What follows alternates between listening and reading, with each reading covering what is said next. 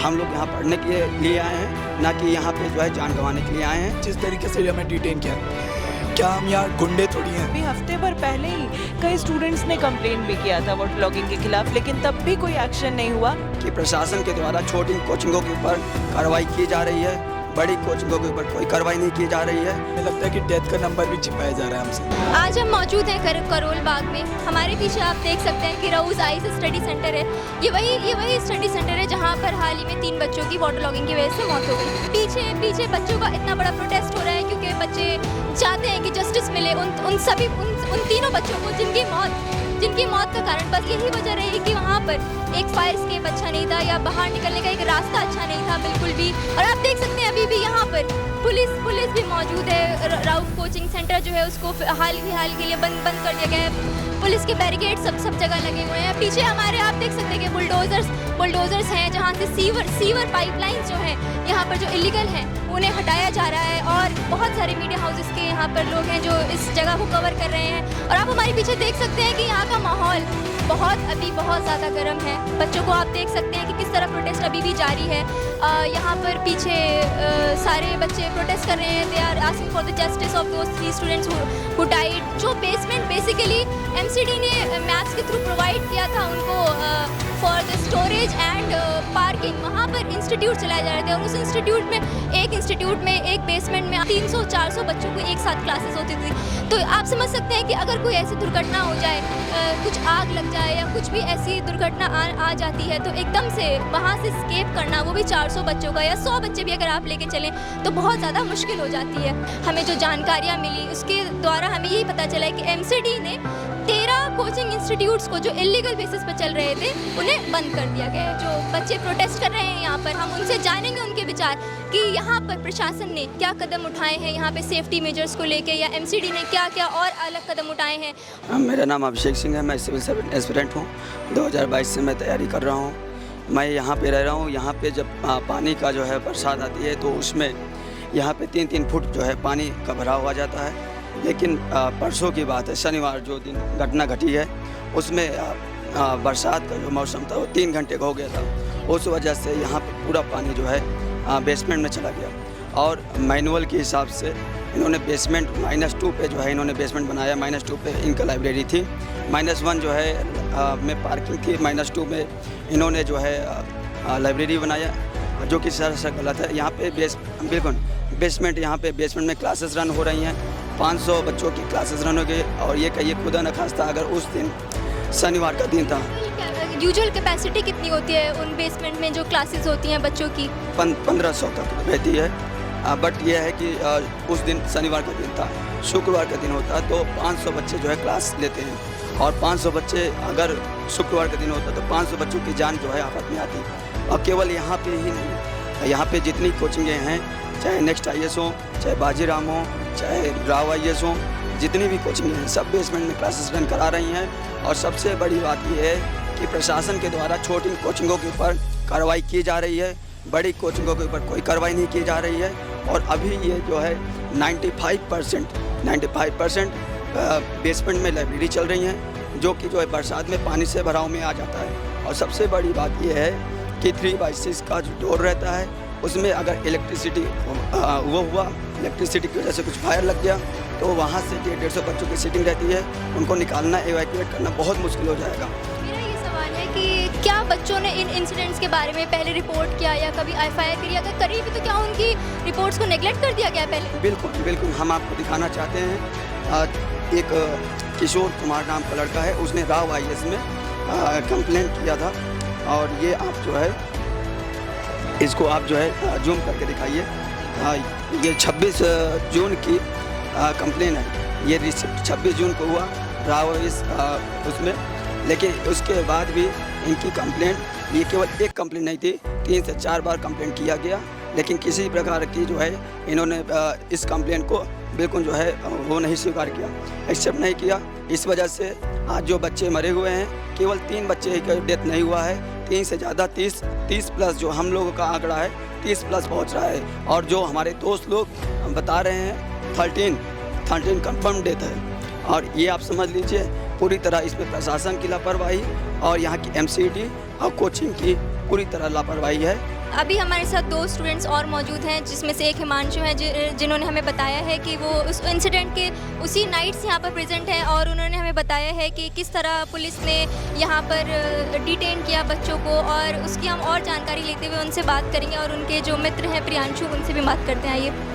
1 बजे पुलिस ने हमें अपडेट दी कि 6 फीट पानी अभी भी भरा पड़ा है। तो लगभग 6 घंटे से वहाँ पानी पूरा भरा हुआ था। वहाँ पे जो वाटर पंप लगे थे, 2 वाटर पंप लगे थे।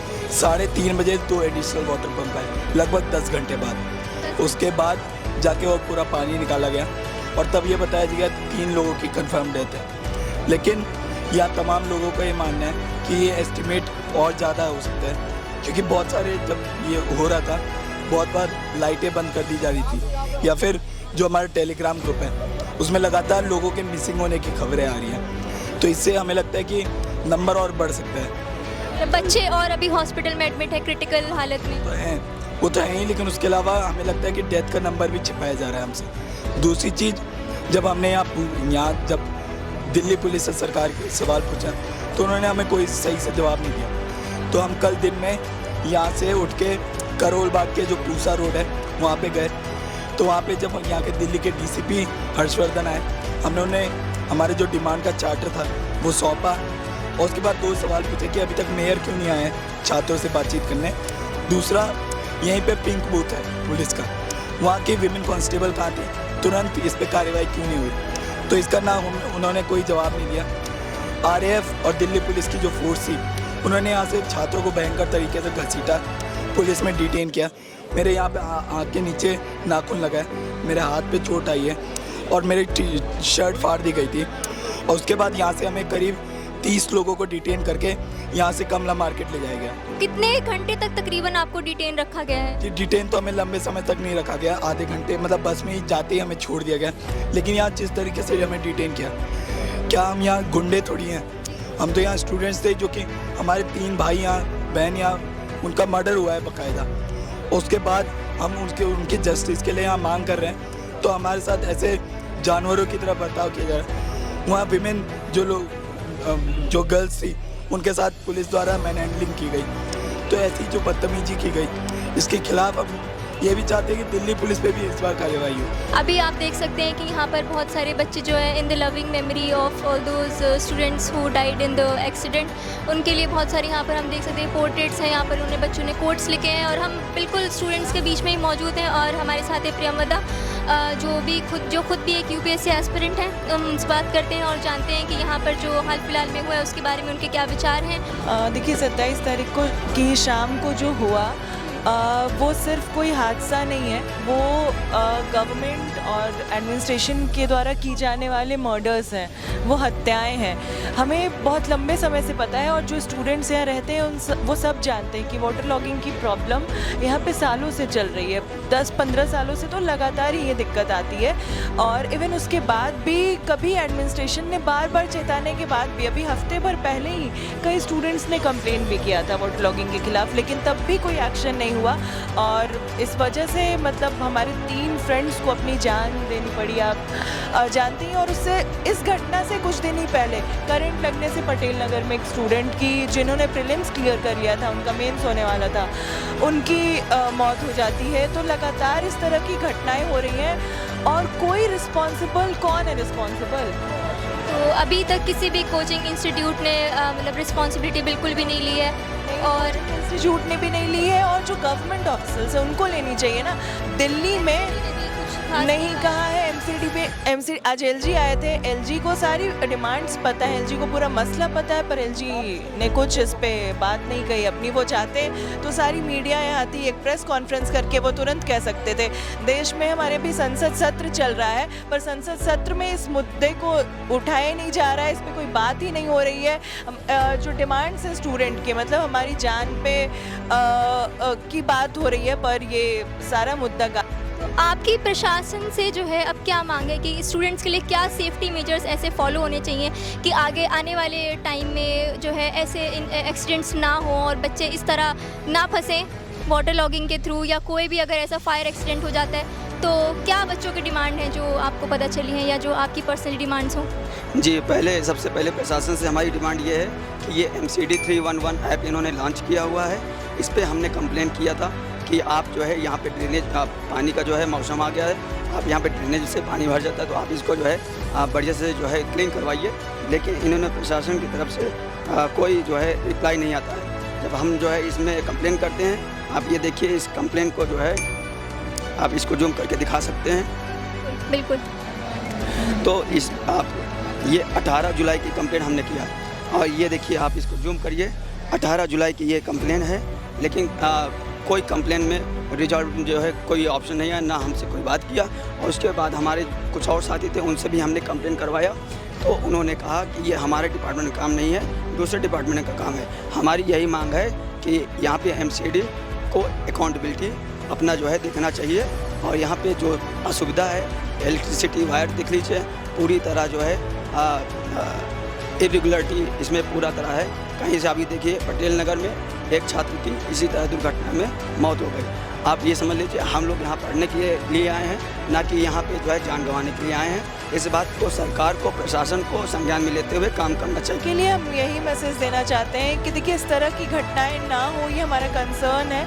और इसके लिए जो लोग अकाउंटेबल हैं, जो गवर्नमेंट, जो एडमिनिस्ट्रेशन अथॉरिटी, चाहे वो स्टेट गवर्नमेंट हो, सेंट्रल गवर्नमेंट हो, जो अकाउंटेबल हैं, उन लोगों को इसकी जिम्मेदारी लेते हुए रेजिग्नेशन देना चाहिए। 3 लोगों की मौत और 3 से कहीं ज़्यादा लोगों की मौत हुई है, अभी तो सही डेटा भी ये रिवील नहीं कर रहे हैं। वो इस्तीफ़ा दें और पूरे इलाके में, पूरे इस एरिया में, चाहे वो ओल्ड राजेंद्र नगर हो, मुखर्जी नगर हो, पटेल नगर हो, तमाम ऐसे कोचिंग सेंटर्स का में जांच पड़ताल की जाए और जहां भी इलीगली इस तरीके से कोचिंग सेंटर्स चल रहे हैं उसको तुरंत बंद किया जाना चाहिए।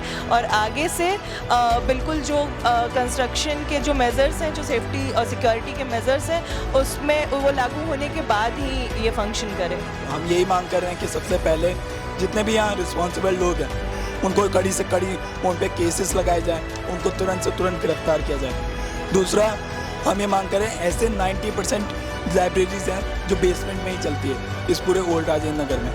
तो ये जितने भी बेसमेंट में लाइब्रेरी से लेकर कॉमर्शियल एक्टिविटीज़ होती हैं सब बंद किए जाए।